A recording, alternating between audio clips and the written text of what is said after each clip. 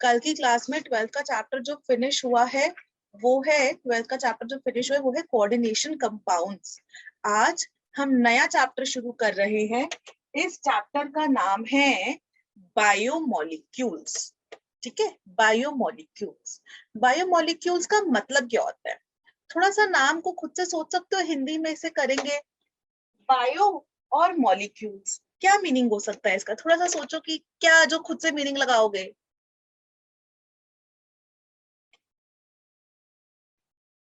वैसे वाले मॉलिक्यूल्स, ठीक है ना, वैसे वाले कंपाउंड्स, वो वाले मॉलिक्यूल्स जो कि लिविंग ऑर्गेनिजम्स में, लिविंग ऑर्गेनिजम्स जैसे कि हम, humans, plants, animals, living organisms में पाए जाते हैं, उनकी स्टडी हमको करना है। बायोलॉजी प्लस मॉलिक्यूल्स है ना, बायोमोलिक्यूल्स। ठीक है, बायोमोलिक्यूल्स क्या है? वो वाले मॉलिक्यूल्स जो कि लिविंग ऑर्गेनिजम्स में पाए जाते हैं, उनकी स्टडी बच्चों हम लोग कर रहे हैं। मतलब एक तरीके से हम कह सकते हैं, ये ना जो बायोमोलिक्यूल्स है ना, उसकी जो साइंस होती है ना, उसको कहते हैं बायोकेमिस्ट्री। मतलब बायोमोलिक्यूल्स को स्टडी करना, ऐसे कह सकते हैं, स्टडी ऑफ केमिकल्स, या फिर एक तरीके से ये कह लो कि केमिकल रिएक्शंस जो कि अकर करते हैं in living organisms. Living organisms मतलब प्लांट्स, एनिमल्स और ह्यूमंस। ठीक है बच्चों, ये वाला चैप्टर क्लास 12th का आई थिंक 14th चैप्टर है। इसको ऑर्गेनिक केमिस्ट्री में काउंट करते हैं। ठीक है, ऑर्गेनिक केमिस्ट्री का पार्ट ये वाला चैप्टर कहलाता है।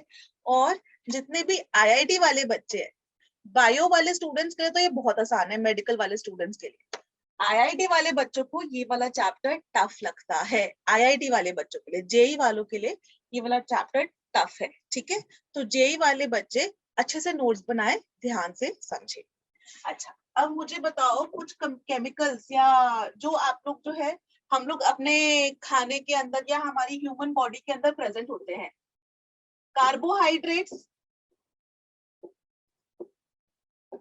है ना, कार्बोहाइड्रेट्स होते हैं, और क्या क्या होते हैं? Proteins, vitamins, minerals. याद आ रहा है? प्रोटीन्स, विटामिन्स, मिनरल्स, ये सारी चीजें हमने लिख रखी थी कि जब भी बैलेंस डाइट लेनी होती है तो हमारे खाने में कार्बोहाइड्रेट्स होने चाहिए, जिनको खा के हमको एनर्जी मिलती है। प्रोटीन्स होने चाहिए जो बोन्स की बिल्डिंग में हेल्प करता है, हमारी ग्रोथ के अंदर हेल्प करता है। विटामिन्स हमको फ्रूट्स और वेजिटेबल से मिलते हैं, है ना, वो हमारी ओवरऑल हेल्थ के लिए जरूरी है, कोई डिसीजेस वगैरह, कोई बीमारियां ना हो। ऐसे ही मिनरल्स भी होते हैं। आ गया बच्चों ध्यान? है ना बच्चों, ये वाली टर्म समझ में आ रही है सारी की सारी, किसकी हिंदी ट्रांसलेशन करूं? मैम आ रही है। आ रही है, good good good, thank you. ठीक है, अच्छा, सो हम लोगों ने ये सब चीजों के बारे में स्टडी करना है। कार्बोहाइड्रेट्स बहुत बहुत बहुत मेन है, इसके ऊपर क्वेश्चन आने के चांसेस बहुत ज्यादा होते हैं। कार्बोहाइड्रेट्स के ऊपर, प्रोटीन्स के ऊपर आ जाता है, विटामिन मिनरल्स पे तो नहीं आता ज्यादा क्वेश्चन। ठीक है, मतलब बाय चांस विटामिन का वो डिजीजेस के ऊपर आ सकता है कि कौन से विटामिन की कमी से कौन सा वाला डिजीज हो सकता है, जो डेफिशिएंसी डिजीज बोलते हैं, कि विटामिन ए नहीं खाओगे आप, विटामिन ए वाला खाना नहीं खाओगे तो जैसे नाइट ब्लाइंडनेस हो जाती है कि रात को अंधेरे में दिखता कम है। ठीक है, वो सारी चीजें हो जाती है ना, तो वो सारी चीजों के बारे में हम लोग पढ़ेंगे। ऑलराइट, तो हम लोग को बायोमोलिक्यूल्स के बारे में पढ़ने हैं। बायोमोलिक्यूल्स मतलब ये सारी चीजें। ठीक है, तो इसमें हम लोग पढ़ते हैं कि हमारी बॉडी में क्या केमिकल रिएक्शंस हो रहे हैं।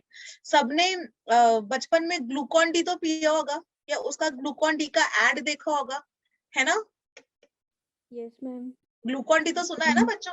तो वो ग्लूकॉन डी जो होता है ना, ऐसे करके लिखता, उसके डब्बे पे लिखा होता है ग्लूकॉन डी। वो एक्चुअली होता कुछ नहीं है, वो हमारा जो केमिकल है वो डी ग्लूकोज है। डी ग्लूकोज से कंपनी ने नाम उसको ग्लूकॉन डी दे दिया, दैट इज इट। वो हमारा डी ग्लूकोस है, जिसको हम पढ़ेंगे आज की क्लास में, डिटेल में स्टडी करेंगे। ओके, समझ में आ गए बच्चों? ऐसे करके ग्लूकोस, दूध के अंदर लैक्टोस होता है, मिल्क में, है ना, दूध में लैक्टोस होता है। ऐसे ही ग्लूकोस होता है, जो हमारे घर में चीनी प्रेजेंट होती है, चीनी में सुक्रोस होता है, जो चीनी हम लोग खाते हैं, जो दूध में चाय में डलती है, चीनी सुक्रोस होता है। दूध में लैक्टोस होता है, ठीक है। सो इन सब के बारे में, जो वो एक दूध के अंदर जैसे बॉर्नवीटा और बूस्ट डालते हैं, ऐसे माल्टो भी होता है ना। माल्टो सुना है कभी कि नहीं सुना? माल्टो करके आता है, उसको भी दूध में डालता है, जैसे बूस्ट, बॉर्नवीटा, हॉर्लिक्स होता है ना, ऐसे माल्टो भी होता है, उसके अंदर माल्टोस होता है, ठीक है। तो ये सारे कंपाउंड्स की हम लोगों ने इस चैप्टर में स्टडी करनी है। थोड़ी थोड़ी स्टडी है इसके बारे में, ज्यादा नहीं है। इसके अंदर स्टीरियोकेमिस्ट्री, ऑप्टिकली एक्टिव है, इनएक्टिव है, हमने रिड्यूसिंग वाली प्रॉपर्टीज पढ़ने, याद है फेलिंग सॉल्यूशन था, एल्डिहाइड कीटोन में पढ़ा था, कॉपर वाला, या फिर टॉलेंस रिएजेंट था, है ना, टॉलेंस रिएजेंट जो सिल्वर का, अमोनियकल सिल्वर नाइट्रेट का सॉल्यूशन था। वो सारी चीजों की हम लोग इससे रिलेट करेंगे, इनके बारे में उस हिसाब से समझेंगे। ये हमारे इस चैप्टर की शुरुआत है, मतलब ये हमको ये सब कुछ पढ़ना है, ठीक है। चलो, अब सबसे पहले आप लोग हेडिंग डालो कार्बोहाइड्रेट्स। कार्बोहाइड्रेट्स बहुत ही इजी चैप्टर है और इंटरेस्टिंग चैप्टर है। ओके, बहुत ही अच्छा चैप्टर है ये वाला, एकदम हंसते हंसते कवर हो जाएगा, छोटा सा चैप्टर है और जेई के एग्जाम्स में बहुत हेल्प करता है, and I am sure NEET वाले बच्चों को भी हेल्प मिलेगी ही, ठीक है। सबसे पहले हेडिंग डालो बच्चों कार्बोहाइड्रेट्स,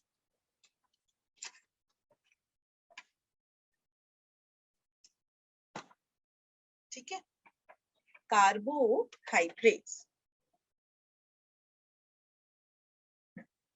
सो कार्बोहाइड्रेट्स ना वो वाले कंपाउंड्स होते हैं जिनको खा के हमको एनर्जी मिलती है। रोटी खा के एनर्जी आती है ना, कि हम लोग को ऐसा अभी खाना नहीं खाया तो ऐसा लो फील कर रहे हैं, और रोटी खाई तो एनर्जी आ जाती है, तो उसके अंदर कार्बोहाइड्रेट्स होते हैं, ठीक है। ऐसे ही कार्बोहाइड्रेट्स हर चीज में प्रेजेंट है। आप ऐसे करके सोच लो कि जो चीज को खा के एनर्जी मिल जाए उसमें कार्बोहाइड्रेट्स है, ठीक है। रोटी खाकर, ब्रेड खाकर, बिस्किट खाकर, इन सब में जिसमें थोड़ी मिठास होती है, दूध में भी अपनी जो मिठास होती है, दूध के अंदर लैक्टोस, वो भी एक कार्बोहाइड्रेट है, ठीक है। कार्बोहाइड्रेट्स वो वाले ऑर्गेनिक कंपाउंड्स हैं, एक तरीके से हम बोल सकते हैं कार्बोहाइड्रेट्स वो वाले ऑर्गेनिक कंपाउंड है जो mostly plants and animals, plant से हमको मिलते हैं, एनिमल्स उसको कंज्यूम करते हैं, ठीक है। प्लांट्स के अंदर कार्बोहाइड्रेट्स बन रहे होते हैं। बचपन में ये वाला रिएक्शन देखा होगा ना, जब भी प्लांट के अंदर फोटोसिंथेसिस होती है, CO2 plus water gives C6H12O6 plus oxygen, और इसको बैलेंस कर देते हैं, है ना। बचपन में ये वाला रिएक्शन देखा था ना फोटोसिंथेसिस का, कि प्लांट्स कार्बन डाइऑक्साइड और पानी लेकर ग्लूकोज और ऑक्सीजन बना रहे हैं। तो ये glucose is a carbohydrate, glucose एक कार्बोहाइड्रेट है, समझ में आया? तो ये अपने एग्जाम्पल्स है, मैं थोड़े से एग्जाम्पल्स लिख देती हूँ, ठीक है। तो ग्लूकोज ये हमारा कार्बोहाइड्रेट है। जो वो उसके पार्ले जी के बिस्किट्स होता है ना, पार्ले जी का तो सुना होगा पक्का से, माल्टो Yes, ma'am. है ना, वो पार्ले जी के बिस्किट में भी ग्लूकोज ही होता है, ठीक है। ग्लूकोज सुक्रोज ही होता है कि उसको खा के हमको एनर्जी मिलती है। एग्जाम्पल्स देखना भी, ठीक है। ग्लूकोज, इसका फॉर्मूला है C6H12O6। फ्रक्टोज, इसका फॉर्मूला है C6H12O6। याद है ना, आइसोमर्स, आइसोमर्स होता है ना, same molecular formula, different structural या स्पेस में ओरिएंटेशन वाली चीज। तो ग्लूकोज फ्रक्टोज का फॉर्मूला सेम होता है। ये वाले के अंदर ग्लूकोज में एल्डिहाइड प्रेजेंट होता है, इसमें मतलब एल्डिहाइड वाला ग्रुप प्रेजेंट होता है जो कि CHO वाला ग्रुप है, और इसके अंदर कीटोन वाला ग्रुप प्रेजेंट होता है, कीटोन मतलब C डबल बॉन्ड, ये वाला ग्रुप प्रेजेंट होता है। मॉलिक्यूलर फॉर्मूला सेम है लेकिन स्ट्रक्चर इनका डिफरेंट होता है। ग्लूकोज, फ्रक्टोज, यहाँ पर मैंने अभी सुक्रोज का भी एग्जांपल दिया था जो चीनी में होता है, जो हम चीनी घर पे प्रेजेंट होती है, C12H22O11। ठीक है, ये ऐसे ही कुछ मैंने कार्बोहाइड्रेट्स लिखे। अब मैं चाह रही हूँ कि साइंटिस्ट लोगों ने सोचा कि ये सारे कार्बोहाइड्रेट्स है, ग्लूकोज, फ्रक्टोज, सुक्रोज, थोड़े से एग्जांपल दिए, मैंने बहुत सारे कार्बोहाइड्रेट्स होते हैं, मैंने 3 एग्जांपल लिखे। तो उन्होंने पहले साइंटिस्ट लोगों ने सोचा हम ऐसा करते हैं, हमको डेफिनेशन बनानी है, कार्बोहाइड्रेट को डिफाइन करना है, कैसे डिफाइन करें हम? तो हम लोग कार्बोहाइड्रेट्स को डिफाइन करने के लिए पहली डेफिनेशन उन्होंने ये बोल दी कि कार्बोहाइड्रेट को बोल देते हैं हाइड्रेट्स ऑफ कार्बन।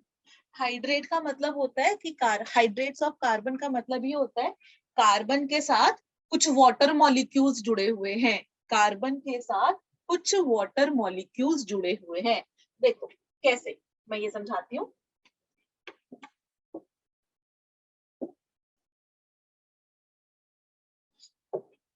अगर हम ये वाला फॉर्मूला ग्लूकोज का जैसे है तो इसको आप लिख सकते हो C6H2O के साथ 6, इस वाले को लिख सकते हो C6H2O के साथ 6, इस वाले को लिख सकते हो C12H2O के साथ 11, है ना? तो उन्होंने बोला हाइड्रेट ऑफ कार्बन, हाइड्रेट माने पानी, पानी के मॉलिक्यूल्स विद कार्बन। तो उन्होंने पहली डेफिनेशन बोल दी CxH2O, वाई कि मतलब कितने भी कार्बन के मॉलिक्यूल्स हो सकते हैं, उसके साथ वाटर के मॉलिक्यूल जुड़े होंगे, और हम कार्बोहाइड्रेट्स को डिफाइन कर देते हैं एज हाइड्रेट्स ऑफ कार्बन। क्या ये बात समझ में आई? हाइड्रेट ऑफ कार्बन कि कार्बन के साथ पानी जुड़ा हुआ है, कार्बन के कुछ नंबर ऑफ एटम्स के साथ कुछ अलग नंबर ऑफ वाटर मॉलिक्यूल जुड़े होंगे, है ना? Done done? Yes ma'am. अच्छा, तो ये हमारी ना पुरानी डेफिनेशन थी। पुरानी डेफिनेशन मतलब ऐसे समझ लो कि उस समय पर ना थोड़े से ही कार्बोहाइड्रेट्स डिस्कवर हुए थे, सारे तो सारे जितने भी अभी इतने सारे प्रेजेंट है कार्बोहाइड्रेट्स, ये सारे के सारे तो डिस्कवर ही नहीं हुए थे। तो उस जमाने में जितने कार्बोहाइड्रेट्स डिस्कवर हुए थे वो वाले कार्बोहाइड्रेट्स इस डेफिनेशन को फॉलो करते थे, उस जमाने के हिसाब से जो कार्बोहाइड्रेट्स डिस्कवर हुए थे। बट ये वाली डेफिनेशन ना बाद में रॉन्ग प्रूव हो गई कि ये वाली डेफिनेशन इनकम्प्लीट है, गलत है, ये सही नहीं है। क्यों सही नहीं है ये वाली डेफिनेशन? क्या ऐसा बाद में डिस्कवरीज हुई कि ये वाले डेफिनेशन को हमने गलत बोल दिया। देखो ये वाला जो डेफिनेशन था ना कि हाइड्रेट्स ऑफ कार्बन है, कार्बन के साथ पानी के मॉलिक्यूल्स जुड़े हुए हैं, ये वाली डेफिनेशन इसलिए गलत हुई क्योंकि हमने ना कुछ दूसरे वाले ऑर्गेनिक मॉलिक्यूल्स देखे, जैसे कि एसिटिक एसिड, CH3COOH होता है एसिटिक एसिड। अब इसको बच्चों अगर आप फॉर्मूले में लिखो, ऐसा मॉलिक्यूलर फॉर्मूला लिखोगे तो आप क्या करोगे? C के 2, H के कितने हैं? 3 और 1 4, और O के हैं 2, ऐसे है। तो आपने इसको क्या लिख दोगे? C2H2O का 2, देखो C2 वाटर के 2, ये आपने डेफिनेशन जो आपने बोली थी हाइड्रेट्स ऑफ कार्बन। तो एसिटिक एसिड भी तो ये वाली चीज सेटिस्फाई कर रहा है, कार्बन का एटम कुछ वाटर के मॉलिक्यूल से जुड़ा हुआ है, हाइड्रेट ऑफ कार्बन। बट हमको तो पता है ना एसिटिक एसिड तो कार्बोहाइड्रेट नहीं है, हमको ये पता है कि acetic acid is not a carbohydrate, है ना? जनरली जितने भी कार्बोहाइड्रेट्स होते हैं उनमें मिठास होती है, ठीक है? जैसे दूध में भी कार्बोहाइड्रेट है लैक्टोज, तो वो दूध की अपनी मिठास होती है, ठीक है? अपनी हल्की सी मिठास वाली चीज को सोचना कार्बोहाइड्रेट्स को। ऑफ कोर्स बिना मीठे वाले भी होते हैं, ठीक है? जो लक्कड़ होती है ना, लक्कड़ जो पेड़ की लकड़ी होती है उसमें सेलुलोज होता है, उसको खाओगे तो वो मीठी नहीं लगेगी, वो लकड़ को हम खाते भी नहीं है उसको, जैसे फर्नीचर बनाते हैं, लेकिन वो मीठा नहीं होता है। लेकिन जनरली जो हमें अभी पढ़ना है ना, तो वो वाले सारे के सारे कार्बोहाइड्रेट्स हम लोग को ऐसा मान के चलो हल्का सा मन में कि उन चीजों की अपनी मिठास होती है। अंगूर खाते हो, अंगूर में मीठा होता है, उसमें कार्बोहाइड्रेट है। चीकू खाते हो, चीकू में अपनी मिठास होती है, उसमें कार्बोहाइड्रेट है। ठीक है, ऐसे आम में कार्बोहाइड्रेट्स, ऐसे जिसमें आप चीज में अपनी हल्की सी मिठास होती है, कार्बोहाइड्रेट। ठीक है, तो उन्होंने साइंटिस्ट लोगों ने उस जमाने में जो डेफिनेशन दी थी कि हाइड्रेट ऑफ कार्बन, कार्बोहाइड्रेट को बोलेंगे कार्बोहाइड्रेट, हाइड्रेट ऑफ कार्बन, उन्होंने तो ये वाली डेफिनेशन दे दी थी बेस्ड ऑन द फैक्ट कि उस जमाने में जो मॉलिक्यूल्स डिस्कवर हुए थे। लेकिन ये वाली डेफिनेशन 100% ट्रू नहीं है। क्यों ट्रू नहीं है? क्योंकि एसिटिक एसिड खट्टा खट्टा होता है, ये तो कार्बोहाइड्रेट है ही नहीं, और कार्बोहाइड्रेट नहीं है, पर तब भी ये इस वाले डेफिनेशन को सैटिस्फाई कर रहा है, तो इसका मतलब ये वाला डेफिनेशन गलत है। ठीक है, ऐसे ही एक दूसरा कार्बोहाइड्रेट डिस्कवर हुआ, उस कार्बोहाइड्रेट का नाम है रैमनोस, RHAMNOS। ये नाम में पहली बार सुन। रैमनोस, कोई बात नहीं, जेई वाले बच्चों को वाले नाम हम कब पता होता है।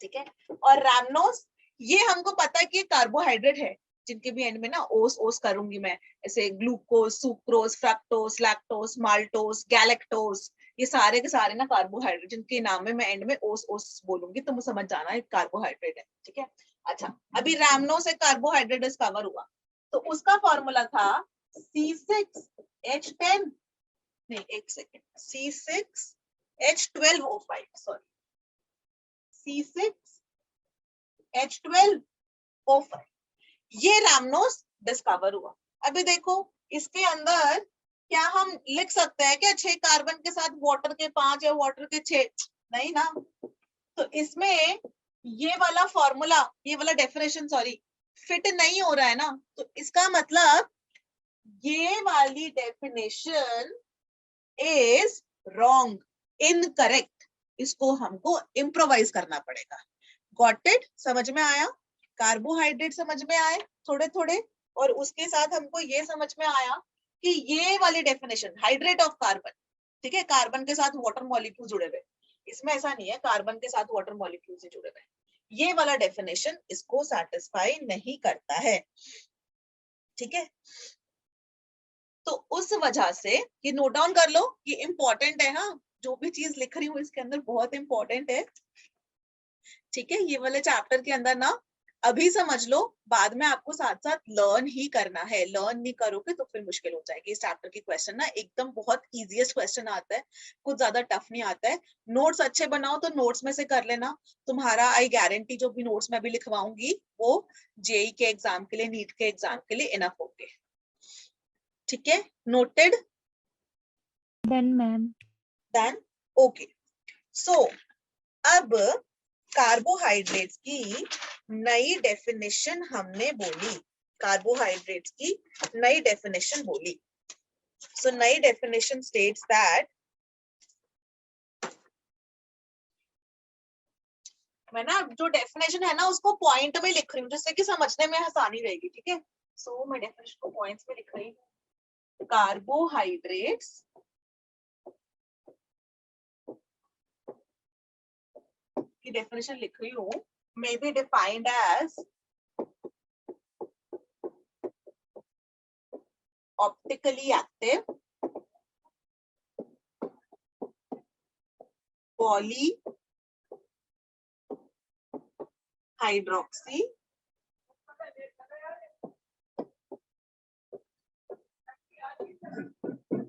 aldehydes और ketones और compounds which produce such unit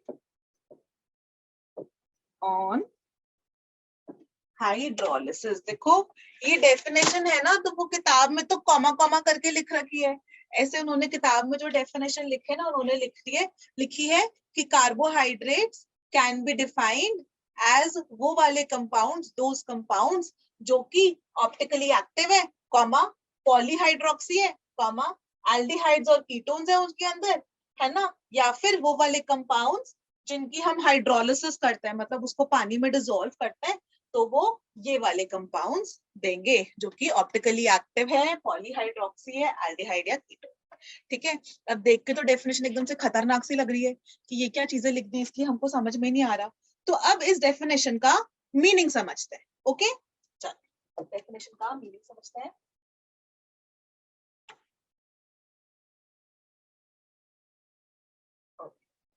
मैं ना उसका स्ट्रक्चर बनाती हूँ। अच्छा, पहले डेफिनेशन समझाने से पहले पहले देखो ऑप्टिकली एक्टिव। ऑप्टिकली एक्टिव का क्या मतलब होता है? ऑप्टिकली एक्टिव है इसका मतलब वो प्लेन पोलराइज्ड लाइट को रोटेट करेगा। याद है मैंने एक बार ही बताया था कि जैसे आप घर में बैठ के पढ़ाई कर रहे हो, आपकी जो घर की जो ट्यूबलाइट आपने लेट्स से ऑन कर रखी है, ट्यूबलाइट की जो रोशनी है वो सब डायरेक्शन में जाती है ना। लेट्स से इधर बोर्ड के ऊपर ट्यूबलाइट है तो वो सामने भी जा रही है, मेरे ऊपर भी जा रही है, इधर भी जा रही है, उसकी रोशनी इधर भी जा रही है। तो ट्यूबलाइट की रोशनी हर डायरेक्शन में जा रही है, सब जगह जा रही है। उसको मैंने क्या किया, एक निकोल प्रिज्म से पास कर दिया। जब हमने इसको निकोल प्रिज्म से पास किया तो ये ऑर्डिनरी लाइट जो कि हर डायरेक्शन में जा रही थी, ऑर्डिनरी लाइट जो कि हर डायरेक्शन में चलती थी ना, इसको निकोल प्रिज्म से पास किया, वो ना कैल्शियम कार्बोनेट का बना हुआ होता है ना। तो अब ये ऑर्डिनरी लाइट्स की जगह ये बन गई ऐसे, एक ही डायरेक्शन में चल रही है। इसको बोलते हैं पीपीएल, प्लेन पोलराइज्ड लाइट। और फुल फॉर्म लिख देती हूँ, plane polarized light, PPL, plane polarize. अब ये मतलब एक सिंगल डायरेक्शन में ही जा रही है। इसका एग्जांपल इज, ठीक है, वो एग्जैक्टली होती नहीं है हाँ, लेकिन जो वो बच्चों, वो जो लेजर लाइट नहीं होती जो आप लोग खिलौने विलौने में कभी देखी होगी, लेजर लाइट जो वैसी सी होती है, लेजर गन, वो एक ही सिंगल डायरेक्शन में ही निकलते हैं। उसके रेड कलर की सी होती है तो वो एक ही, उसको ऐसा किसी की तरफ जैसे में पॉइंट करेंगे ऐसे दीवार पे तो वो एक सिंगल से बिंदु बनते, एक सिंगल से डॉट बनती है। पीपीएल थोड़ा थोड़ा रिलेट कर पा रहे हो उससे, प्लेन पोलराइज लाइट को, कि सिंगल डायरेक्शन में जाती है, सब छोटी सी वो, है ना। आई होप आप लोग खिलौने विलौनों से, अब उसको खिलौनों में होती है, की रिंग्स वगैरह में होती है ना, तो वो अब वो सिंगल डायरेक्शन में जाती है। अब आपने इसको किसी सॉल्यूशन के थ्रू पास किया, ठीक है, कोई केमिकल सॉल्यूशन के थ्रू पास किया। अगर अगर अगर वो सॉल्यूशन ऑप्टिकली एक्टिव है, ऑप्टिकली एक्टिव है, तो ये जो प्लेन पोलराइज लाइट है ना बच्चों, ये रोटेट कर सकती है, या तो ऐसे या फिर ऐसे। मतलब सारी की सारी पीपीएल सेम एंगल से रोटेट करेंगी। देखो ये सीधी सीधी थी अभी, अगर ये ऐसे करके रोटेट कर गई तो मैं क्या इसको क्लॉकवाइज बोलूंगी? घड़ी की डायरेक्शन में घड़ी की सुई ऐसे करके चलती है ना, क्लॉकवाइज आया, क्लॉकवाइज इस डायरेक्शन में चलती है ना। Yes ma'am. हाँ थैंक यू। तो ऐसे ऐसे करके, तो या तो अगर ये सॉल्यूशन ऑप्टिकली एक्टिव है तो या तो वो क्लॉकवाइज रोटेट हो सकती है या फिर एंटी क्लॉकवाइज रोटेट हो सकती है ना, जिसको हम डेक्स्ट्रो रोटेटरी बोल देते। चलो वो बात बताओ, ठीक है, ऑप्टिकली एक्टिव। तो ये होता है optical active solution, optically active solution. अब मैंने एग्जाम में तुमको बोला कि बेटा ये कंपाउंड दे दिया मैंने ग्लूकोज, तुम मुझे बताओ, है ना, लिखकर मैंने तुमको क्वेश्चन दे दिया कि tell me glucose optically active है कि नहीं, तो तुम ये थोड़ी बोलोगे रुको मैम मैं जाता हूँ लैब में जाके पूरा पूरा एक्सपेरिमेंट करता हूँ, तब तुम वो तो कर नहीं सकते हो। तो उसके लिए अलग अलग तरीके हैं टू जज कि कोई कंपाउंड ऑप्टिकली एक्टिव है या नहीं, ठीक है। तो वो ऑप्टिकल एक्टिविटी चेक करने का आपका सबसे सिंपलेस्ट तरीका ये है कि हम लोग यहाँ पे कायरल कार्बन की ही बात कर रहे हैं, कायरलिटी की बात कर रहे हैं, कि मतलब plane of symmetry, centre of symmetry नहीं है उसके अंदर। मतलब कि ये जैसे कि यहाँ पर समझा देते हैं, जैसे ये है सी पे एक जगह H लगा है, एक जगह OH लगा है, एक तरफ CHC लगा है, एक तरफ Br लगा है। तो ये वाला कार्बन जो कि sp3 हाइब्रिडाइज्ड है, मतलब 4 बॉन्ड्स है, उसके 4 सिग्मा बॉन्ड्स है और चारों के चारों अलग अलग है, तो इसका मतलब वो ऑप्टिकली एक्टिव है। अब इसी की जगह अगर मैं ये बोल देती, यहाँ पर भी H, यहाँ पर भी Br, अभी देखो तो दोनों जगह H H सेम आ गया। इस कार्बन से जो 2 बॉन्ड्स है ना, वो दोनों के दोनों, इधर भी H है, इधर भी H है, तो फिर आप बोल दोगे कि ये ऑप्टिकली इनएक्टिव है। इनएक्टिव हमको क्या चाहिए? Optically active. Optically active, optical isomerism बहुत बड़ा टॉपिक है, उसको डिटेल में 11th के बच्चों के साथ आई विल बी टीचिंग, लेकिन ऑप्टिकल एक्टिविटी इतने से आपको समझ में आ जाएगा कि कार्बन से चारों ग्रुप्स अलग अलग हो और वो sp3 हाइब्रिडाइज्ड हो, ठीक है, तो हम लोग बोलते हैं कि वो ऑप्टिकली एक्टिव है। समझ में आया ऑप्टिकल एक्टिविटी जज करने का तरीका? ठीक है, अच्छा, और जो सॉल्यूशन ऐसा सॉल्यूशन जो कि पीपीएल को रोटेट कर दे, उस सॉल्यूशन को बोलेंगे ऑप्टिकली एक्टिव। कुछ होंगे जैसे मैंने नाइट्रिक एसिड ले लिया, सल्फ्यूरिक एसिड ले लिया, वो नहीं रोटेट करेगा उसको, तो फिर वो ऑप्टिकली इनएक्टिव है। हमने ऐसा ग्लूकोज फ्रक्टोज लिया तो वो ऑप्टिकली एक्टिव होते हैं, ठीक है। और अगर वो क्लॉकवाइज रोटेट करे तो हम लोग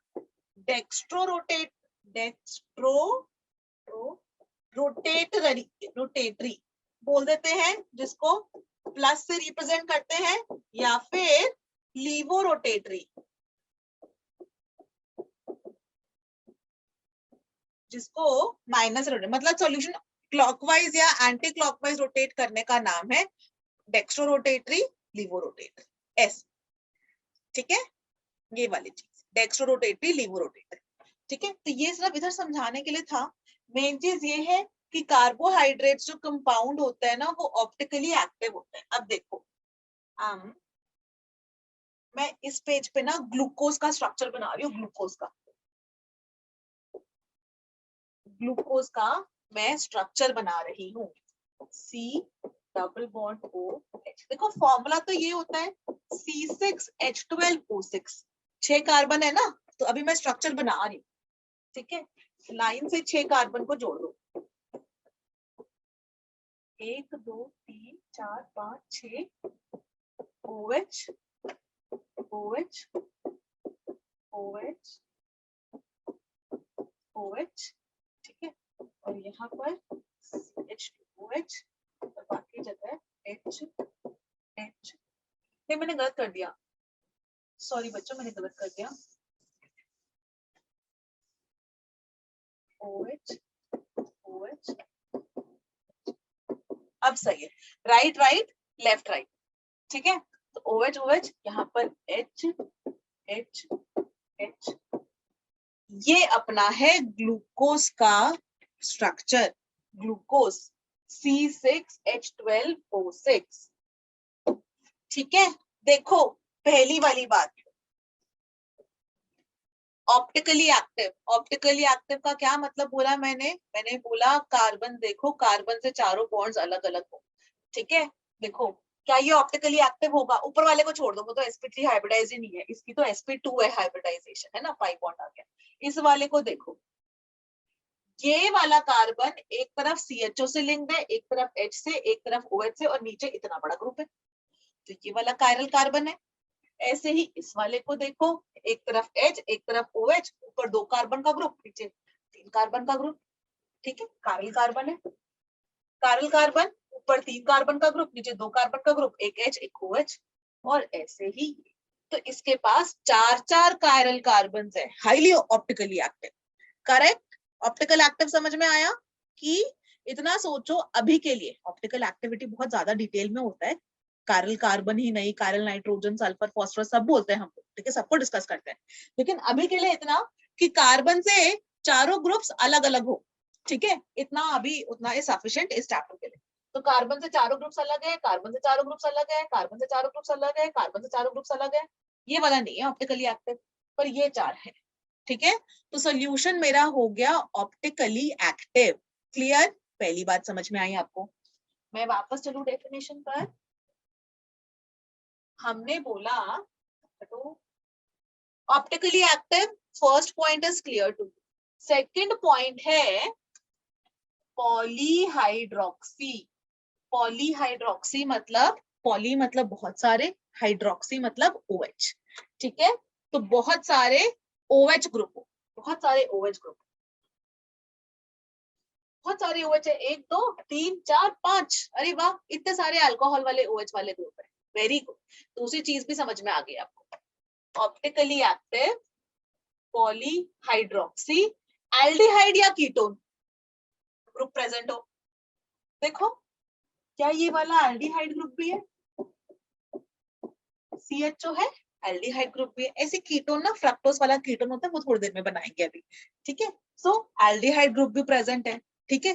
तो इसका मतलब ग्लूकोज इज अ कार्बोहाइड्रेट। देखो डेफिनेशन कितनी ज्यादा रिफाइन हो गई, पहले हम सिर्फ इतना कहे थे कि हाइड्रेट ऑफ कार्बन है, और अब हम बोल रहे हैं कि ऑप्टिकली एक्टिव है, पॉलीहाइड्रोक्सी है। ऑप्टिकली एक्टिव मतलब ऐसा पैरेलल कार्बन प्रेजेंट है, कोई प्लेन ऑफ सिमेट्री नहीं है, कोई एक्सिस ऑफ सिमेट्री नहीं है, ठीक है।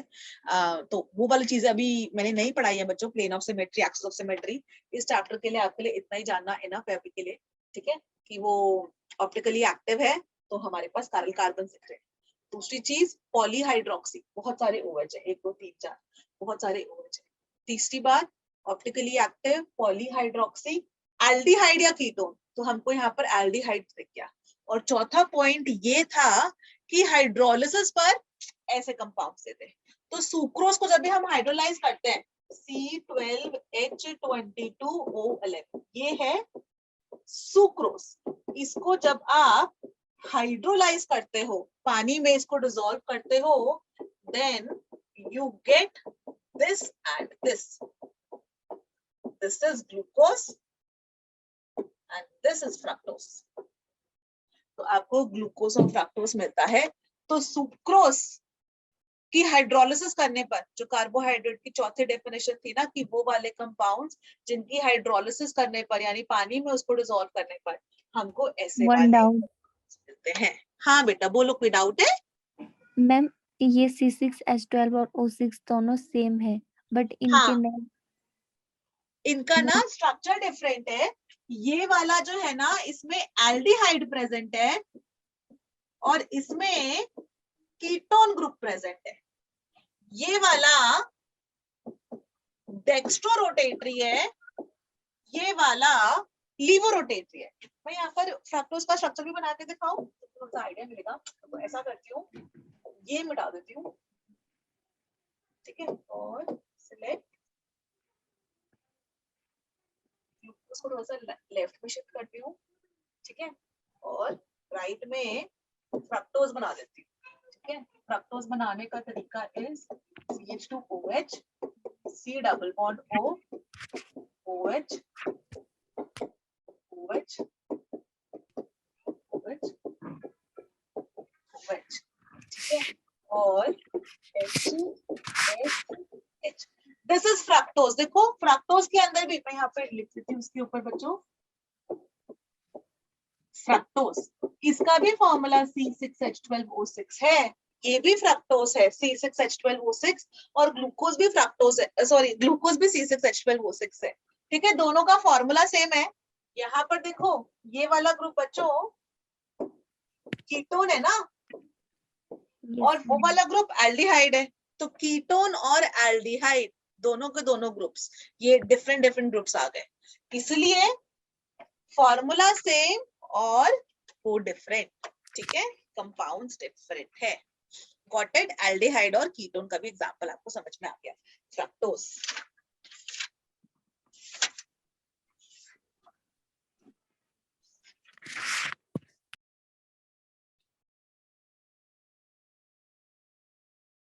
आगे बढ़ा जाए, डेफिनेशन समझ में आई?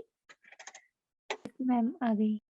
ओके गुड, ठीक है। सो अच्छा, बुक में जो है ना ये एक है डी ग्लूकोस होता है, एल ग्लूकोस होता है, डी फ्रक्टोस होता है, एल फ्रक्टोस होता है, बहुत सारे होते हैं। तो एकदम से तुमको मैच नहीं करेगा ना, आज ही जाके देखोगे तो रुक जाना, ये मत सोचना कि मैम ने कुछ गलत पढ़ाया है, वो आगे मैच कर जाएगा, ठीक है। इसका ना डी फ्रक्टोस एल फ्रक्टोस वाला होता है, वो सारी चीजें होती है बच्चों, ठीक है। उसको हम बाद में थोड़ी देर बाद डिस्कस करेंगे, अभी थोड़ी देर बाद बताऊंगी डी ग्लूकोस ये वाली चीज। अच्छा, नेक्स्ट पॉइंट, कार्बोहाइड्रेट की आपको डेफिनेशन समझ में आ गई, ठीक है, कि ऑप्टिकली एक्टिव है, पॉलीहाइड्रोक्सी है, या फिर ऐसे कंपाउंड्स वो प्रोड्यूस करते हैं हाइड्रोलिसिस पर, ठीक है।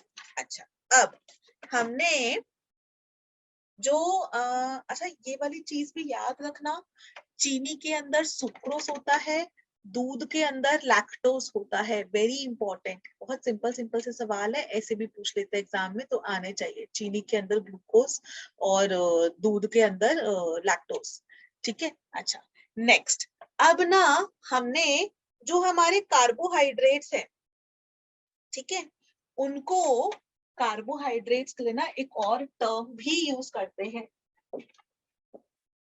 कार्बोहाइड्रेट्स को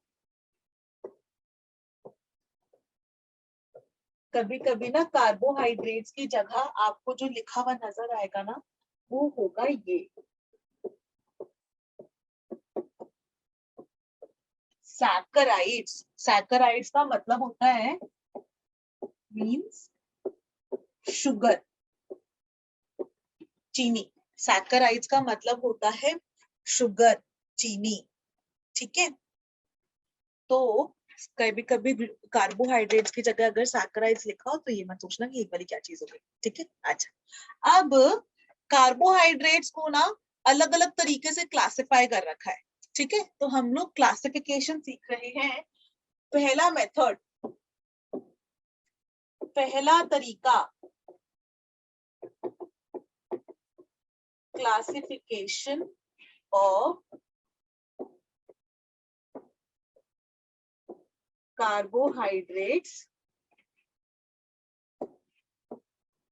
based upon its reaction with water, यानी कि हाइड्रोलिसिस करने पर, पानी के अंदर डिसॉल्व करने पर, हाइड्रोलिसिस करने पर कार्बोहाइड्रेट्स किस तरह के प्रोडक्ट प्रोड्यूस करते हैं, किस तरह के प्रोडक्ट बनाते हैं, उस बेसिस पे हम लोग क्लासिफाई कर रहे हैं, ठीक है। सो पहला तरीका क्लासिफिकेशन का इज मोनोसैकेराइड्स। पहले मैं ना सबके नाम लिख देती हूँ और फिर उसको एक्सप्लेन करती हूँ। एक है मोनोसैकेराइड्स, ओलिगो सैकेराइड्स,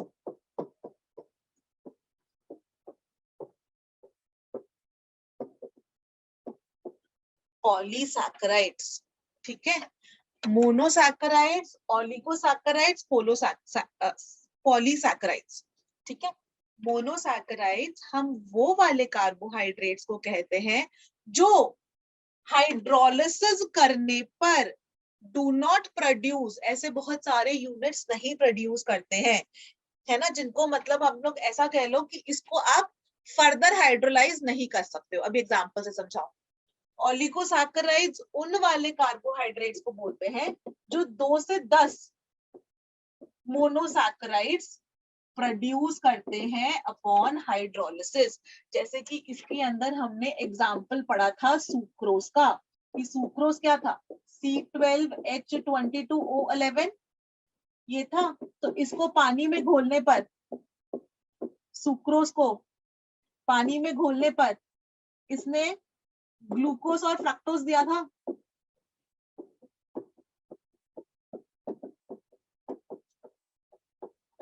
तो फिर सुक्रोज इज अ ओलिगोसैकेराइड। क्यों? क्योंकि पानी में घोलने पर उसने 2 से 10 के बीच में मोनोसैकेराइड्स दी।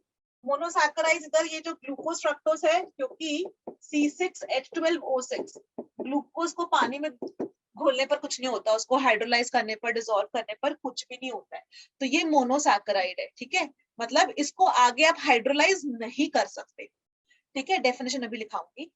ओलिगोसैकेराइड्स वो वाले होते हैं कार्बोहाइड्रेट्स जिनको पानी में डिसॉल्व करने पर, यानी कि हाइड्रोलिसिस करने पर, दो, क्योंकि ये छोटा वाला था तो इसको डाइसैकेराइड कर देंगे सुक्रोज को, कि ये 2 दे रहा है, या फिर 3 या 4 या 5 या 6 या 10 तक ये मोनोसैकेराइड्स दे सकता है, उनको कहते हैं हम ओलिगोसैकेराइड्स, ठीक है। अच्छा, इसके अंदर, अच्छा अभी और बात बताऊंगी। पॉलीसैकेराइड्स हम उन वाले कार्बोहाइड्रेट्स को कहते हैं जो कि लार्ज नंबर ऑफ मोनोसैकेराइड्स देते हैं upon hydrolysis, give large number of monosaccharides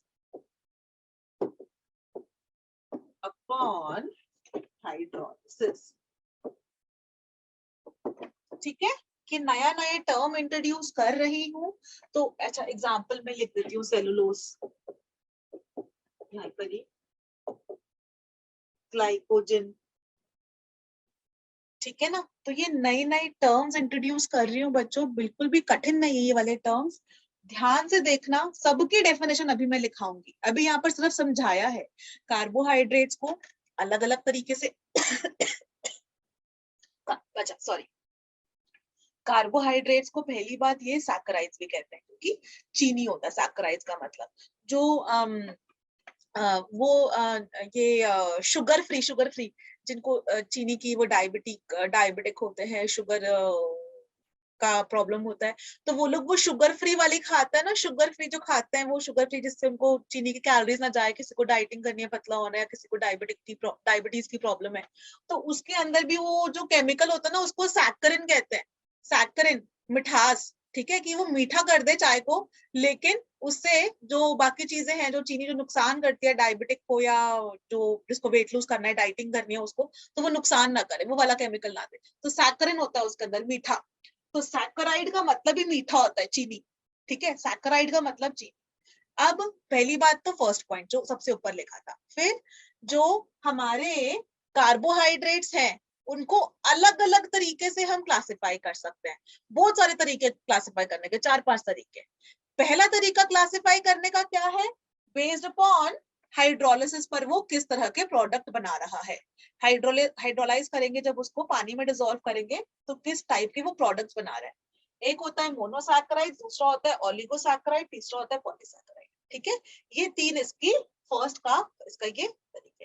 अब मैं नेक्स्ट पेज पर चल रही हूँ और मोनोसैकेराइड समझा रही हूँ, जल्दी से नोट डाउन कर लो प्लीज, ठीक है।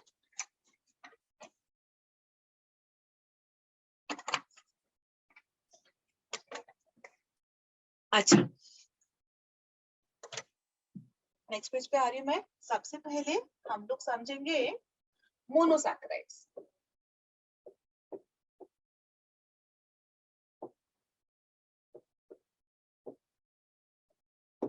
मोनोसैकेराइड्स में आप लोग लिखना वो वाले कार्बोहाइड्रेट्स जिनको हम फर्दर हाइड्रोलाइज नहीं कर सकते हैं टू गिव सिंपलर, मैं ऐसे लिख देती हूँ, those carbohydrates which cannot be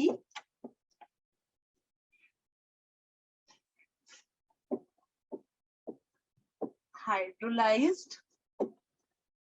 further, मतलब जिनको इससे ज्यादा फर्दर हाइड्रोलाइज नहीं कर सकते हैं, to give simpler unit of optically active polyhydroxy aldehyde और कीटोन। ये है इसकी डेफिनेशन। मोनोसैकेराइड्स वो वाले हैं जिनको हम फर्दर हाइड्रोलाइज नहीं कर सकते हैं, ठीक है। और इसके अंदर एक पॉइंट ये, दूसरा पॉइंट ये कि अबाउट 20 मोनोसैकेराइड्स एग्जिस्ट करते हैं, ठीक है।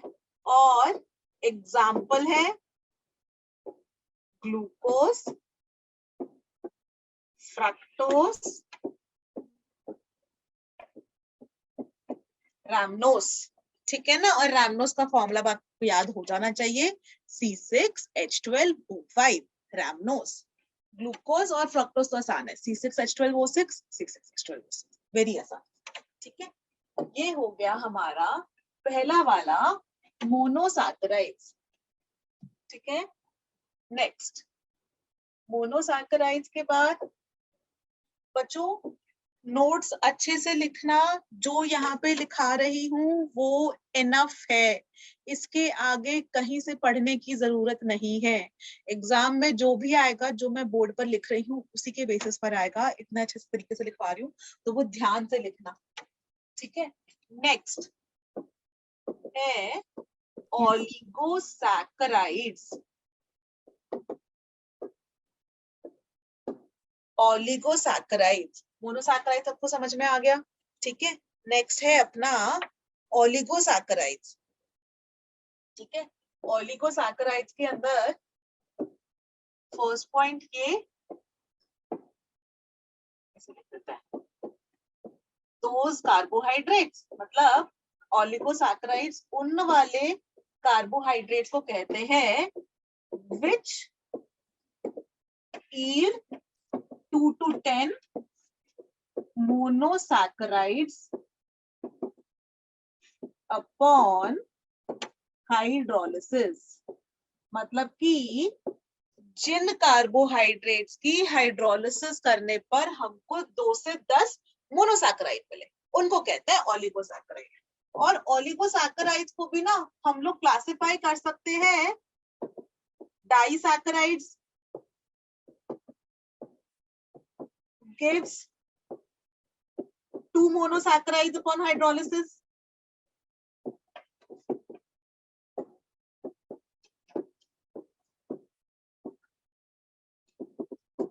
ठीक है। डाई मतलब 2, जो 3 देगा उसको बोल देंगे ट्राइसैकेराइड्स।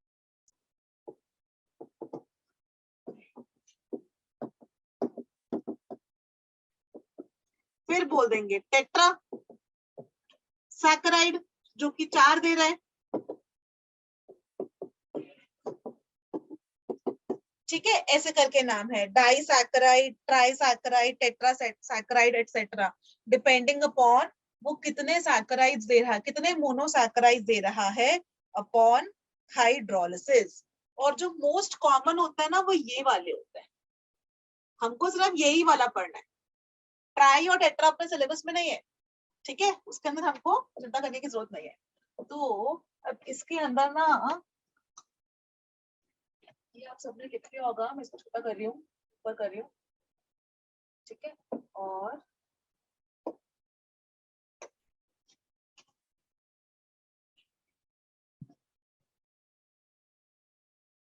ओलिगोसैकेराइड्स में ही I'll write down the example, sucrose plus water gives glucose plus fructose, इन दोनों मोनोसैकेराइड है। ऐसे ही दूसरा एग्जाम्पल इज माल्टोस का,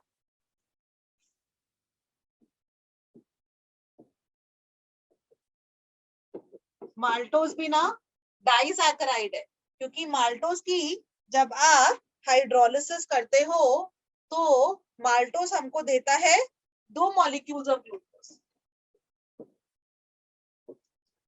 या फिर 2 ऐसे लिखने की जगह आप ग्लूकोज प्लस ग्लूकोज, कुछ कंफ्यूजन नहीं होगा, है ना। दोनों मॉलिक्यूल्स ग्लूकोज के ही दे रहे हैं, तो इन दोनों ही डाइसैकेराइड है। और अब मैंने यहाँ लिखा है माल्टोस की हाइड्रोलिसिस पे 2 ग्लूकोज मिलता है, तो ये भी आपको याद करने हैं, माल्टोस की हाइड्रोलिसिस पर हमको 2 ग्लूकोज मिलते हैं। ओलिगोसैकेराइड सबको समझ में आ गया। ओलिगोसैकेराइड वो वाले कार्बोहाइड्रेट्स हैं जिनको हाइड्रोलाइज करने पर, मतलब पानी में डिसॉल्व करने पर, वो 2 से लेके 10 के बीच में मोनोसैकेराइड दे रहे हैं, ठीक है। लिख लो जल्दी से, फिर नेक्स्ट पे चलूं, पॉलीसैकेराइड्स पे चलूं।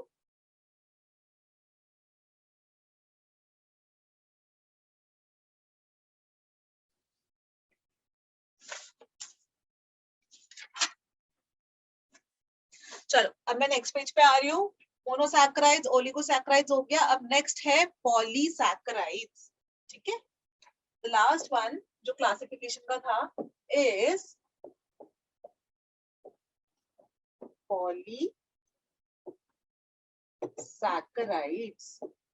पॉलीसैकेराइड्स हम उन वाले कार्बोहाइड्रेट्स को बोलते हैं, those carbohydrates which yield a large number of monosaccharides upon hydrolysis. मतलब बहुत बहुत बहुत सारे मोनोसैकेराइड्स देते हैं हमको पॉलीसैकेराइड्स. ठीक है. बहुत बहुत बहुत सारे. जैसे कि मैं एग्जांपल लिखती हूँ. जो एग्जांपल पहले ऐसे लिखते हैं. Example is starch, cellulose, glycogen. ठीक है. गम्स. ठीक है. और इसके अंदर लिख लेना नॉट स्वीट इन टेस्ट. ठीक है. और इसके अंदर मैं एग्जांपल से समझाती हूँ. C6H10O5 H10O5 NH2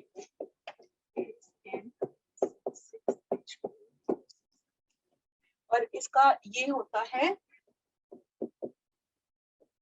starch. ठीक है. देखो ये स्टार्च है, ये पॉलीसैकेराइड है. क्यों? क्योंकि इसकी हाइड्रोलिसिस पर इसने इतने सारे एन की वैल्यू कुछ भी हो सकती है. हाँ. तो लेट्स से 100. तो एन जो है इसने जो है इतने सारे ग्लूकोज के मॉलिक्यूल्स दिए, इसलिए इसको कहते हैं पॉलीसैकेराइड. पहली बात. अच्छा एक और चीज मैं ये बोलना भूल गई. ये नॉट स्वीट इन टेस्ट है ना. ये मीठे नहीं होते. तो इनको ना आप नॉन शुगर भी कह देते हो. नॉन शुगर भी कह देते हो क्योंकि शुगर मतलब मीठा.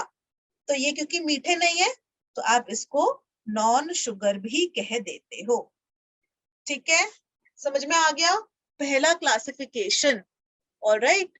हमने क्लासिफाई किया कार्बोहाइड्रेट्स को ऑन द बेसिस कि वो पानी में डिसॉल्व करने पर, हाइड्रोलिसिस करने पर कितने सिंपलर यूनिट्स दे रहे हैं. ठीक है.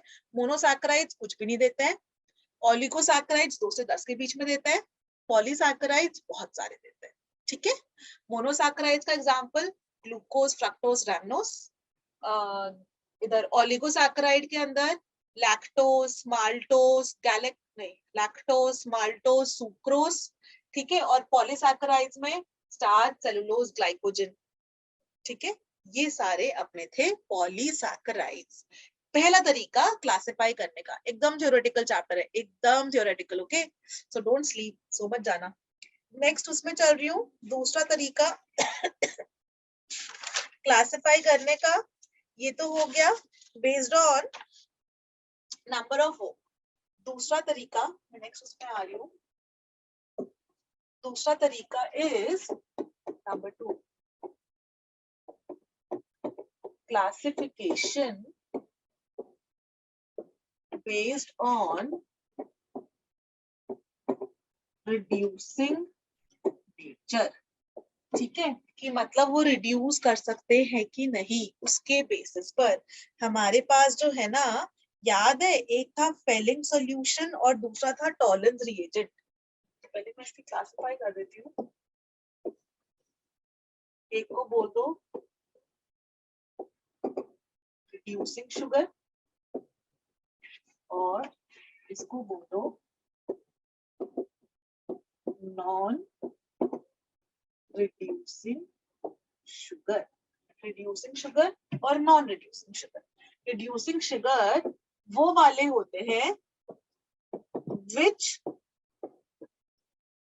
reduces Felling's solution and Tollens reagent. जो फेलिंग सॉल्यूशन था और टॉलरेंस रिएजेंट है, अमोनियकल सॉल्यूशन और सिल्वर नाइट्रेट, उसको रिड्यूस कर देते हैं। और इसके अंदर क्या बोलते हैं, वो वाले दोज कार्बोहाइड्रेट्स, ऐसे करके लिख देती हूँ, है ना, those carbohydrates which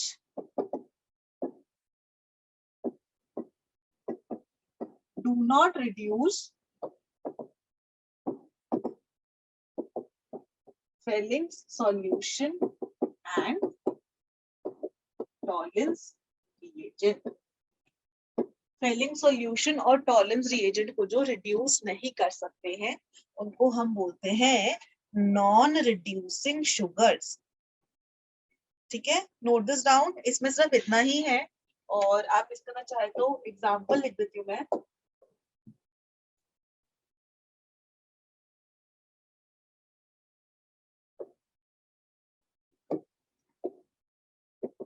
example is glucose, fructose, यहाँ पर एग्जाम्पल इज सुक्रोज।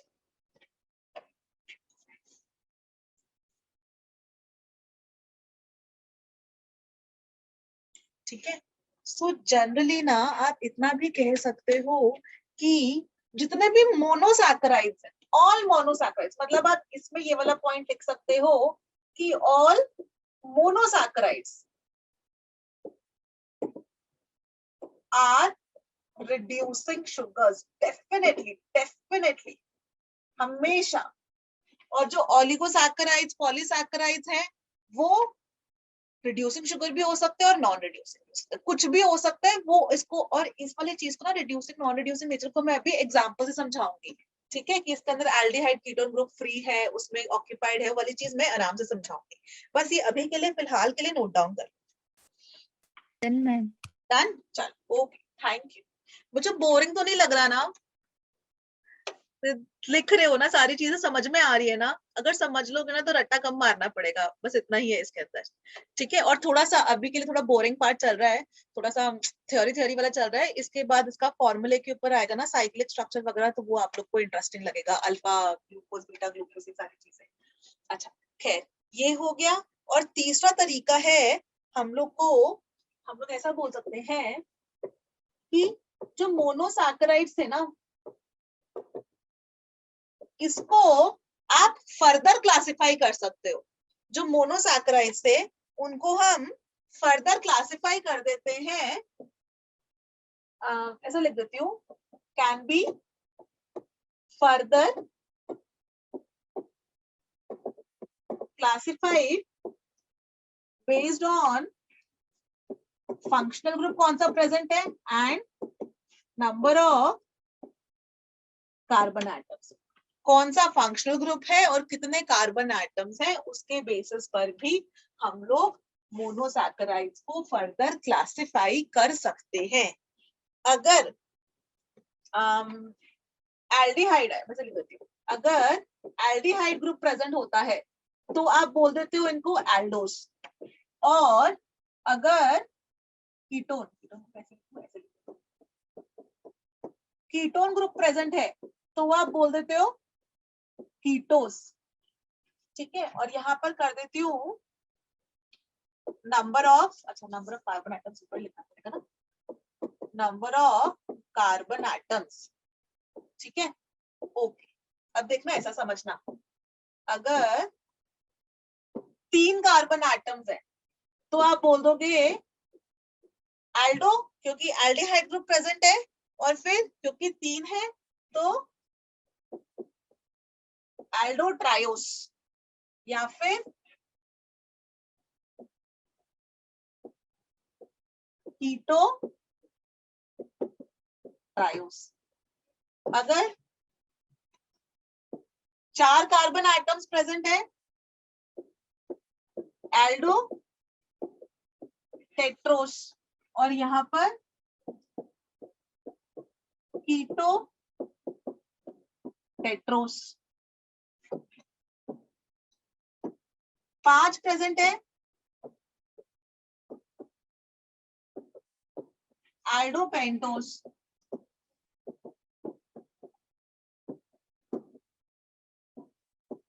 कीटोपेंटोस, और ये वाले वेरी इंपॉर्टेंट, एल्डो हेक्सोस और कीटो हेक्सोस, एल्डो हेक्सोस, कीटो हेक्सोस। और एल्डो हेक्सोस का एग्जाम्पल क्या लिखूंगी मैं? ग्लूकोज, ग्लूकोज के अंदर 6 कार्बन थे। एल्डिहाइड था ना, CHO।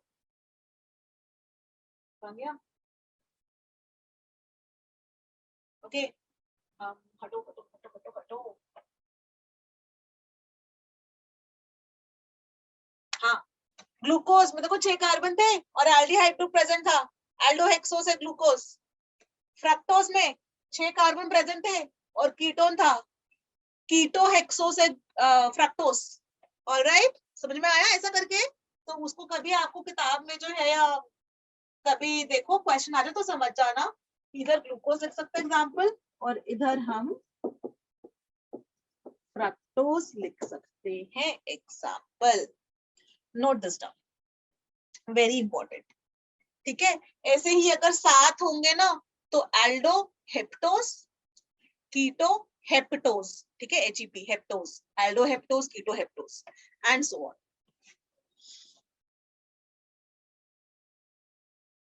ओके, आगे बढ़ा जाए बच्चों। इधर से ना थ्योरी चल रही है, अब यहाँ से केमिकल रिएक्शन अपने शुरू होने वाले हैं। मैम डन, चलो थैंक यू, चलो आगे बढ़ते हैं। अब यहाँ पर तो हो गए अपने कार्बोहाइड्रेट्स के बारे में, हमने समझ लिया कि है क्या क्या। मेन चीज आपको याद रखनी है इसकी डेफिनेशन, ऑप्टिकली एक्टिव, पॉलीहाइड्रोक्सी और एल्डिहाइड या कीटोन ग्रुप प्रेजेंट है, या फिर इट प्रोड्यूसेस ऐसी यूनिट्स, पहले 3 वाली जो कंपाउंड्स थे वैसी वाली यूनिट्स अपॉन हाइड्रोलिसिस, उनको कहते हैं carbohydrate. Glucose, fructose, sucrose, maltose, lactose, galactose, rhamnose, ये सारे के सारे हमारे कार्बोहाइड्रेट्स हैं। ओके, अब यहां से हम लोग अब डिटेल में पढ़ेंगे ग्लूकोज, GLUCOSE, ग्लूकोज। ग्लूकोज को डिटेल में पढ़ेंगे हम।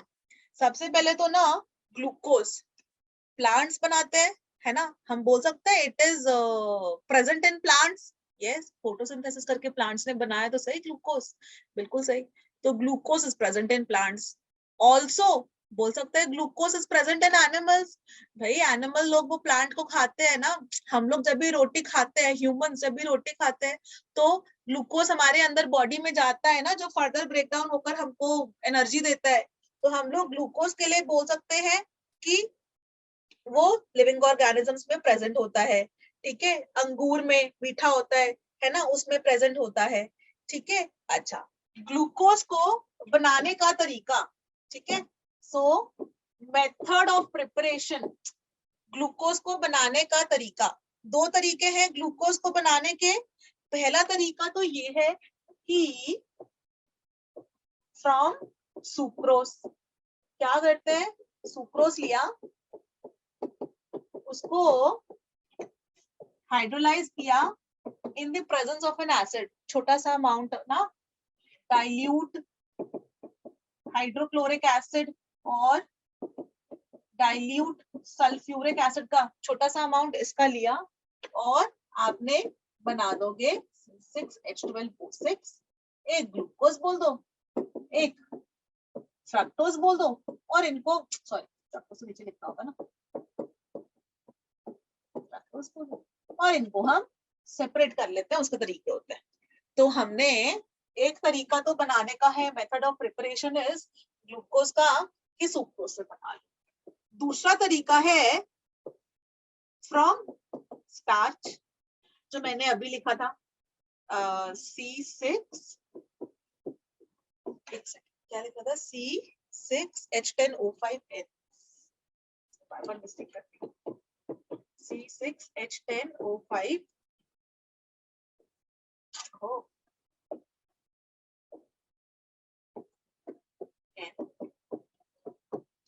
NH2 gives NC6H12O6। तो तो स्टार्च या सेलुलोज, ये स्टार्च सेलुलोज का दोनों का फॉर्मूला है। तो स्टार्च या सेलुलोज से भी जब हम उसको हाइड्रोलाइज करते हैं, पानी के साथ ट्रीट करते हैं, और इसके अंदर भी ना मैं कंडीशन लिख देती हूँ, थोड़ा सा acid, 393 kelvin temperature, 2 to 3 atm pressure. In conditions में हम लोग स्टार्च से ग्लूकोज बना सकते हैं। ये है इंडस्ट्रियल मेथड्स ऑफ प्रिपरेशन। ठीक है, industrial methods of preparation of glucose. Note this down.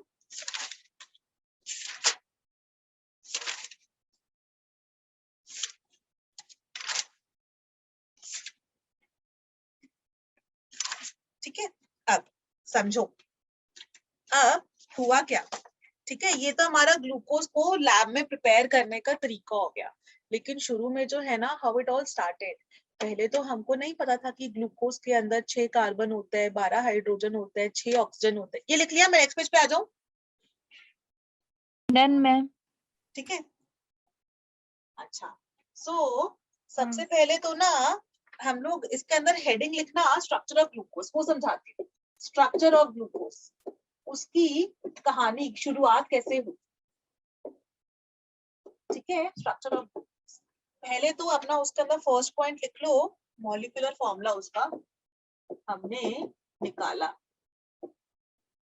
Molecular formula कैसे निकाला, ठीक है, हमको कैसे पता चला कि उसके अंदर 6 कार्बन है, 12 हाइड्रोजन है, 6 ऑक्सीजन है। तो हुआ क्या, तो ग्लूकोज का जो है ना, उन्होंने ग्लूकोज ऑब्टेन कर लिया। ठीक है, कंपाउंड ऑब्टेन कर लिया। सफेद रंग का पाउडर जैसा था वो। ठीक है, कुछ सफेद रंग का पाउडर जैसा था। तो उन्होंने क्या किया, ग्लूकोज की बर्निंग करी, उसका कंबस्शन किया। जब भी ग्लूकोज को आप ऐसे वाले करोगे, माइंडेड, अभी मुझे ये पता नहीं है 6, 12 और 6 मुझे पता नहीं है, मुझे बस ये पता है ग्लूकोज है। उसको जब भी हमने बर्न किया, तो बर्न करने पर, कंबशन करने पर उसने कार्बन डाइऑक्साइड और वाटर दिया। तो हमने अलग अलग मास लिया, कभी 10 ग्राम लिया, उससे कंपेयर किया कि इतना CO2 बन रहा है, इतना H2O बन रहा है। फिर 20 ग्राम लिया, उससे इतना CO2 बन रहा है, इतना H2O बन रहा है, वो इतने ऑक्सीजन से कंबाइन कर रहा है ना। अलग अलग जो है वो करके, फिर मास परसेंटेज निकाल के, ये सब कुछ निकालकर हमने चेक किया कि इतना इतना बन रहा है। तो उससे हमने इसका फॉर्मूला निकाल दिया कि ग्लूकोज के अंदर 6 कार्बन, 12 हाइड्रोजन, 6 ऑक्सीजन है। अभी हमको पता चला केवल फॉर्मूला। आपको भी तो अभी तक इतना ही पता था कि ग्लूकोज का फॉर्मूला इतना होता है। वो जो मैंने ऐसा इतना अजीबोगरीब सा स्ट्रक्चर जो बनाया था, नहीं, ये वाला ऐसा और इधर ऐसा बना रखा था ना, वो इतना अजीबोगरीब सा स्ट्रक्चर, ये थोड़ी सोचा था आपने कभी भी कि ग्लूकोज का स्ट्रक्चर इतना टेढ़ा मेढ़ा सा होगा। हाँ, ऐसा अजीब सा स्ट्रक्चर होगा। तो ये स्ट्रक्चर हमको डिड्यूस करना है कि ये स्ट्रक्चर कैसे निकला, कि ऐसा सा स्ट्रक्चर। तो हमने खूब सारे ना केमिकल रिएक्शंस किए ये वाला स्ट्रक्चर ऑब्टेन करने के लिए। तो सबसे पहले हमने क्या किया, पहला पॉइंट, सबसे पहले हमने उसका वो निकाल लिया फॉर्मूला कि 6 कार्बन, 12 हाइड्रोजन, 6 ऑक्सीजन। फिर आपने प्रोलॉन्ग्ड हीटिंग करी विद HI, मतलब आपने बहुत बहुत बहुत देर तक इसको C6H12O6 को HI के साथ हीट किया, बहुत देर तक हीट किया। जब आपने बहुत देर तक इसको हीट किया ना, सो हमको ऑब्टेन हुआ CH3, CH2, CH2, CH2, CH2, 1 2 3 4 5 6 N-हेक्सेन। तो बहुत देर तक हमने जब ग्लूकोज को हीट किया HI के साथ, तो हमको नॉर्मल हेक्सेन मिला। मतलब सारे के सारे कार्बन जो है ना, N इसलिए स्पेसिफाई किया मैंने कि 6 के 6 कार्बन एक साथ एक ही चेन में जुड़े हुए हैं, कोई ब्रांचिंग नहीं है। देखो ऐसे भी तो हो सकता था, ऐसे करके, या फिर और HH लगा लेना, या एसिड बना देती ना, ऐसे बना देती हूँ जिसमें H लगाने की जरूरत ना पड़े। ऐसे भी मिल सकता था, ऐसे भी, मतलब ब्रांचेस भी मिल सकती थी ना, 5 कार्बन पे 6ठी ब्रांच, 4 कार्बन की चेन पे 2 ब्रांच, ऐसे कुछ भी मिल सकता था, लेकिन हमको मिला स्ट्रेट चेन वाला स्ट्रक्चर। ये वाले को कैसे ड्रॉ करेंगे, 1 2 3 4 5 6 ऐसा करके हमको मिला ये वाला स्ट्रक्चर। तो इसका क्या मतलब हुआ, इसका मतलब ये हुआ, इससे हमने ये वाला कंक्लूजन निकाला। हमने क्या कंक्लूड किया, ये कंक्लूड किया कि all 6 carbon are connected in a straight chain. मतलब सारे के सारे कार्बन जो है ना एक सिंगल चेन में जुड़े हुए हैं, कहीं पर कोई भी ब्रांचिंग नहीं है। ठीक है, ये वाली चीज लिखो। फिर नेक्स्ट पॉइंट चलता है, अभी इसका स्ट्रक्चर हम लोग बना रहे हैं कि वो स्ट्रक्चर कैसे बना। ठीक है, नोटेड। आगे बढ़ा जाए। यस, मैं आगे बढ़ रही हूँ। ठीक है, थर्ड पॉइंट, हमने ग्लूकोज का पाउडर था, उसका रिएक्शन करवाया विद NH2OH। याद है हमने ये एल्डिहाइड्स कीटोन्स वाले चैप्टर में पढ़ा था। NH2OH इसको बोलते हैं हाइड्रोक्सिल अमीन। कोई भी अगर, देखो बच्चों, ये वाला रिएक्शन रिवाइज करा दूं कि कोई भी अगर हमारे पास एल्डिहाइड वाला ग्रुप होता है, मैं इसको ऐसे लिख देती हूं, एल्डिहाइड वाला ग्रुप होता है, ठीक है, तो फिर वो NH2OH इसको कहते हैं हाइड्रोक्सिल अमीन।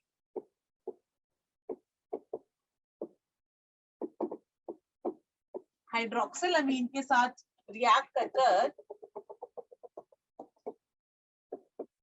RC डबल बॉन्ड NOH इसको कहते हैं ऑक्साइम। अगर किसी भी कंपाउंड में एल्डिहाइड वाला ग्रुप है, RCHO है, तो फिर वो हाइड्रोक्सिल अमीन के साथ रिएक्ट करके ऑक्साइड बना देता है। और यही वाली बात हुई कि हमने जब भी ग्लूकोज को ट्रीट करवाया NH2OH से, ठीक है, अब मैं ग्लूकोज का स्ट्रक्चर लिख रही हूँ, right left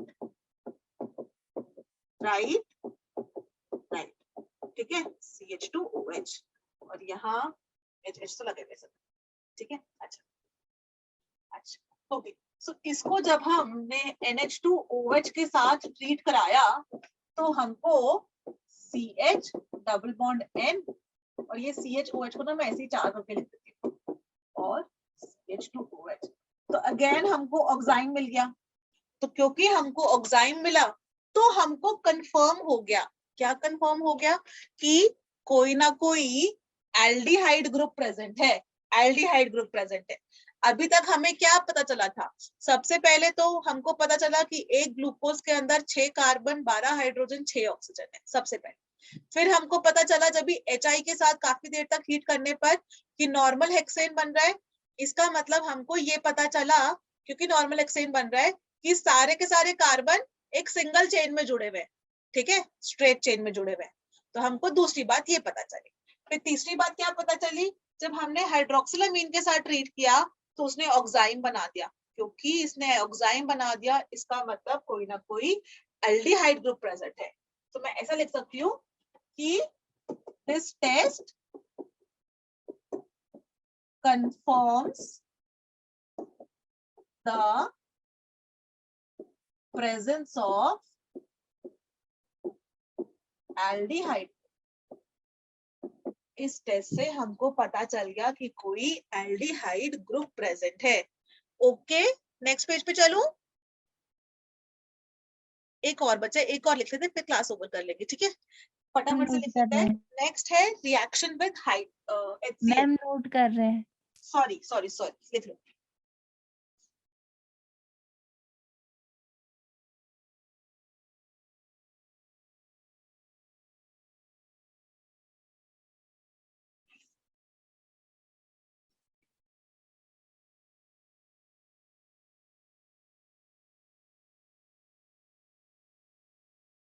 done ma'am. Okay, thank you. चलो, next is reaction with HCl। ये होता है हाइड्रोजन साइनाइड। तो हमारा ये एल्डिहाइड है, ठीक है, इसको जब भी आपने HCl हाइड्रोजन साइनाइड से ट्रीट कराया तो हमको मिला ये,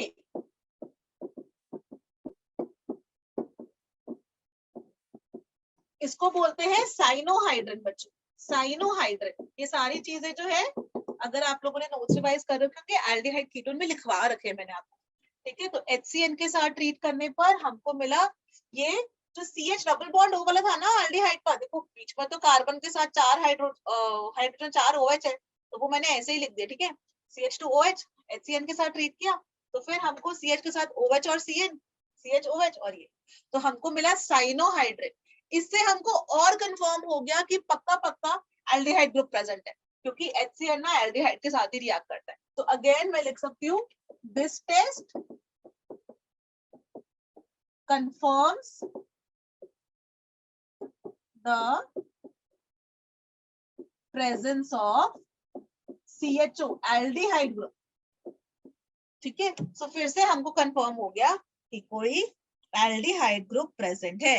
लिख लो जल्दी से बच्चों।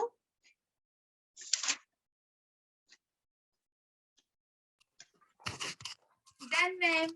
Done, thank you. चलो फटाफट से नेक्स्ट पे लिखते हैं। तो ये कौन सा था, 4 था ना, हाँ।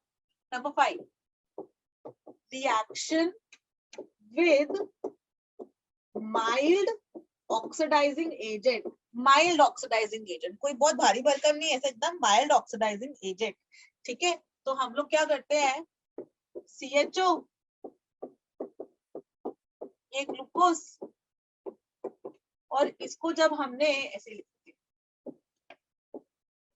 ब्रोमीन वाटर के साथ ट्रीट किया, तो ब्रोमीन वाटर ना बहुत ही माइल्ड ऑक्सीडाइजिंग एजेंट है। माइल्ड मतलब कि बिल्कुल भी स्ट्रॉन्ग नहीं, बहुत ही वीक सा ऑक्सीडाइजिंग एजेंट है।